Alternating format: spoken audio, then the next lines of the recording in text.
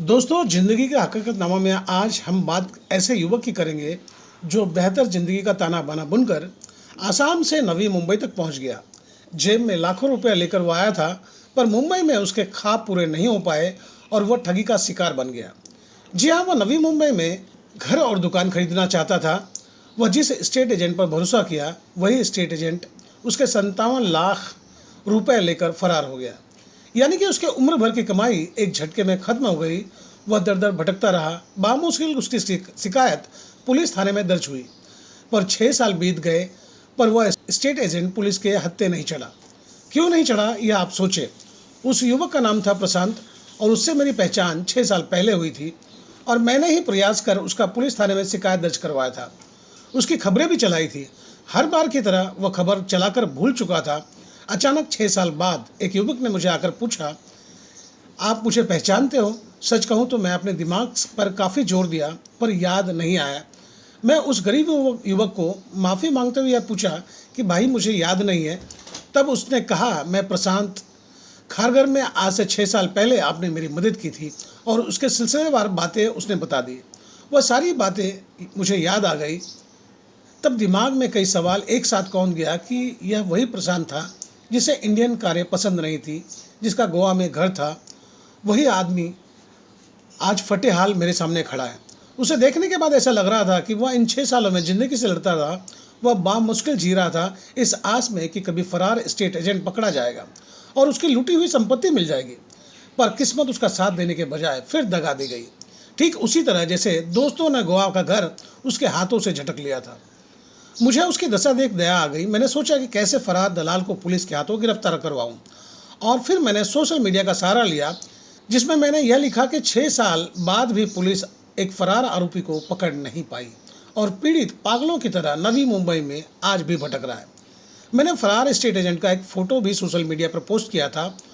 उसका परिणाम यह हुआ कि मेरा एक परिचित पुलिसकर्मी ने फरार आरोपी का ठिकाना बता दिया, जिसके बाद मैंने बंद पड़े इस केस को फिर से खुलवाकर आरोपी को पकड़वाने की गुहार डीसीपी से किया। और एक दिन वह भी आया जब वह आरोपी पकड़ा गया। वह हट्टा कट्टा आदमी पैरालाइज हो चुका था। जी हाँ, उसको लकवा मार गया था। उसके परिवार के विषय में, उसके बनाए हुए जायदाद के विषय में कोई जानकारी नहीं मिली, क्योंकि पुलिस का साफ कहना था कि उसे लकवा मार गया है और हम उसके साथ सख्ती नहीं कर सकते। पुलिस की कस्टडी के बाद उसे उस स्टेट एजेंट को जेल कस्टडी भेज दिया गया। आपको जानकर हैरत होगी कि कुदरत के मार को वह बर्दाश्त कर रहा था, पर उसे यह पता नहीं था कि उसे इसी हालात में जेल भी जाना पड़ेगा। और जब वह सलाखों के पीछे पहुंचा, तब उसका अतीत भी उसके साथ जेल पहुंच चुका था, जो उसे एक पल चैन से जीने नहीं दिया। और वही हुआ जो अंत में होता है। जी हाँ, बोया था, वह काटने की घड़ी आ गई। वह जेल में ही सदा के लिए मौत के आगोश में चला गया। लेकिन बदकिस्मती से प्रशांत आज भी इस उम्मीद में जी रहा है कि उसके दिन बदलेंगे।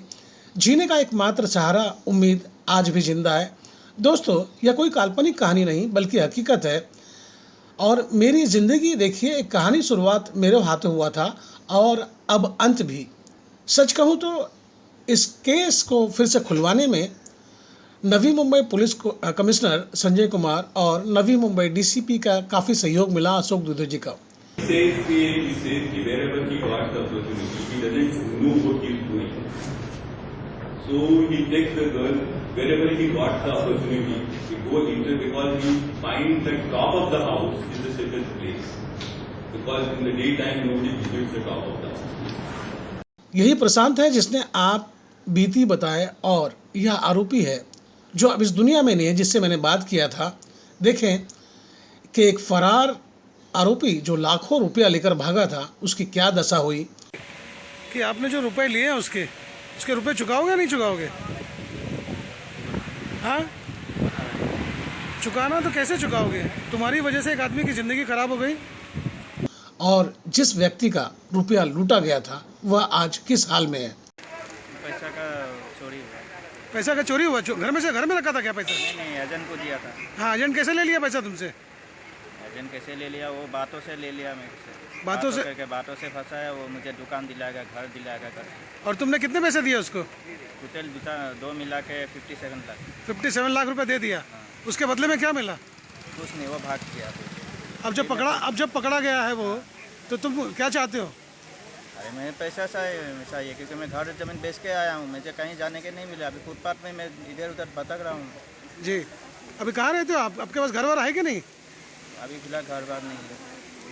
तो दोस्तों, मैं तो सिर्फ इतना कहना चाहूँगा कि आज की तारीख में किसी भी व्यक्ति पर आंख बंद करके भरोसा ना करें, क्योंकि न जाने कौन आस्तीन का सांप निकले और कौन आपको धोखा दे जाए। तो सावधान रहिए, सतर्क रहिए, ताकि आप धोखा ना खाएं।